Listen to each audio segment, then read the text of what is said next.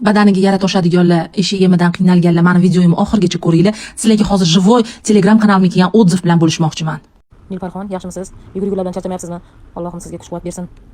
Men shu 1,5 oy bo'ldi olma sirkasi olib ichyapman sizdan. Oyingizdan keyin olib kelyapman-da. 13 yildan buyon kurashib kelayotgan tanamdan eshagimga tosh ketardi allergiya. Shunaqa yuragimga tushib tirnalab tashardim. Davolanmagan joyim qolmadi. Tashmida allergologiya markazlarida necha marotaba yotib keldim. Lecheniyalar yozib berdi, uyda oldim. Oshqozollarimni tekshirtirdim. Oshqozoninda xilli bakteriya bor ekan dedi. Jigaringda jirovoy gepatoz bor ekan dedi. 13 yildan buyon mana shu allergiyam bilan kurashaman. Mana shu 1,5 oy olma sirkasini ichishni boshladim. Allergiyalarim yo'qoldi.